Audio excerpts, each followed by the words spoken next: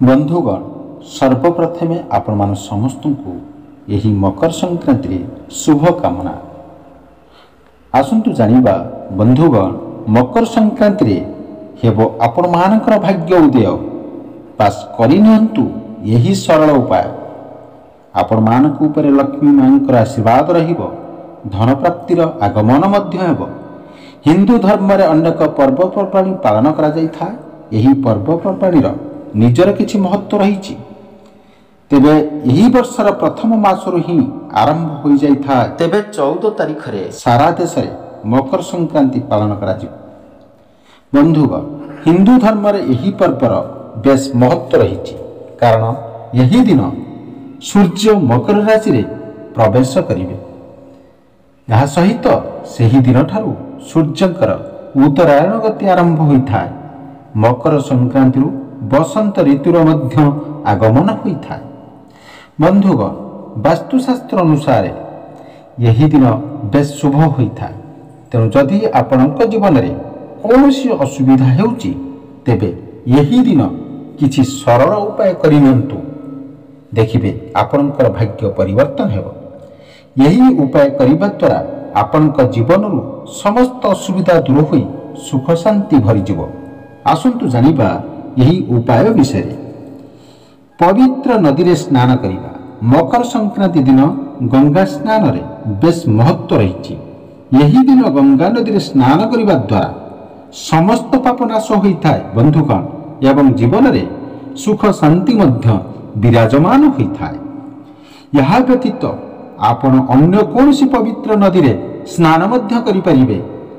तेबे जदि आपण बाहर को जाई पारुनांती तेबे आपणक घरे गाधोइबा समय गंगा जल रे स्नान करि परिबे।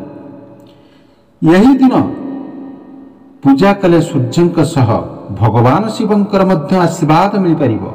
यहा द्वारा आपणकु सूर्यदेवंकर कृपा मध्य मिल परिबो। आर्थिक स्थिति हेबो मजबूत। मकर संक्रांति दिन दान करिवे बेस शुभ होता।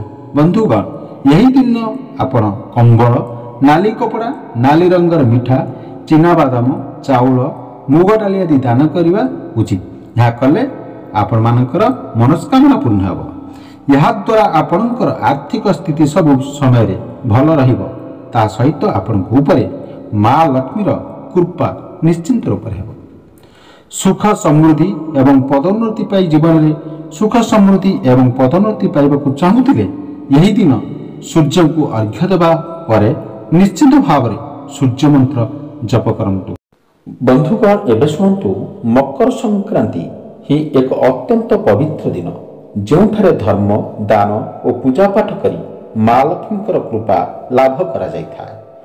यह एक दिन जहार भाग्य मध्य यही दिन उदय होता है एवं मां लक्ष्मीकर आशीर्वाद पाइले आर्थिक समृद्धि शुभ्रता एवं सफलता आनी पारे। जहाँ आपण को यही दिन रे मांकर सानिध्य लाभ करिबारे साहाय्य करिपारे। बंधुगण एबे शुणंतु सूर्यदेव को पूजा मकर संक्रांति सूर्यदेवंकर पूजा को विशेष महत्व दिया जायछि। यही दिन रे सकाळे गंगा जल रे स्नान करी सूर्य को अर्घ्य दियंतु। यह आपनक जीवन रे आलोक और एक नुआ आरंभ आनी पारे। आपण सूर्यदेवंकर मंत्र ओम घृणी सूर्याय नमः जप करी आत्मार सफलता अभिलाष करि परिबे। तिल और गुड़र भोग तिल और गुड़ को मकर संक्रांति रे पवित्र मना जाए। मां लक्ष्मी को यार भोग लगाई तांको प्रसन्न करा जाय थाए। यह मांकर कृपा आनी परिबो और आपनक जीवन रे सफलता और आनंद आनी देई परिबो। यह शरीर शुभ शक्तिर आविर्भूत होता है। तापर देखंतु शुणंतु दान एवं सेवा। मकर संक्रांति रे एक मुख्य दिन हेउची दान करिबा और सेवार अवसर। तिल गुड़ एवं ब्लैंकेट गोशीर्ष और अन्यान्य दरकारी जिनिस दरिद्र को दान करंतु।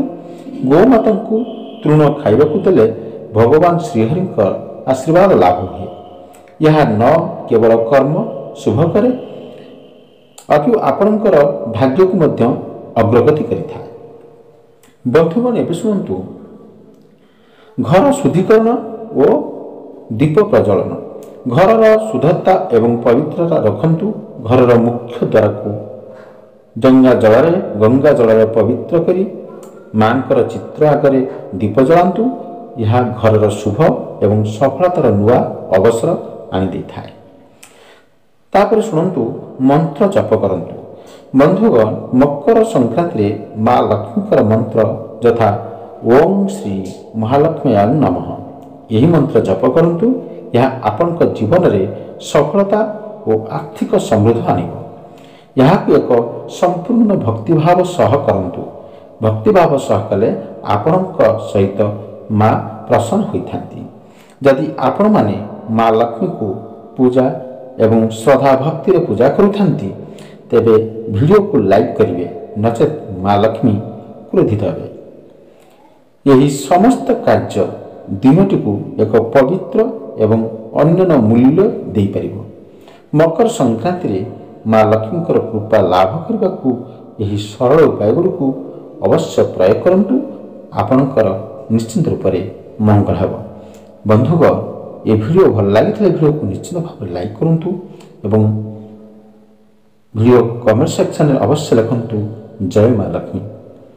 ଏବଂ ଭିଡ଼ିଓକୁ ଲାଇକ୍ କରି ଏବଂ ଚ୍ୟାନେଲକୁ ସବସ୍କ୍ରାଇବ୍ କରିବାକୁ କେବେ ବି ଭୁଲନ୍ତୁ ନାହିଁ। Thank you so much watching.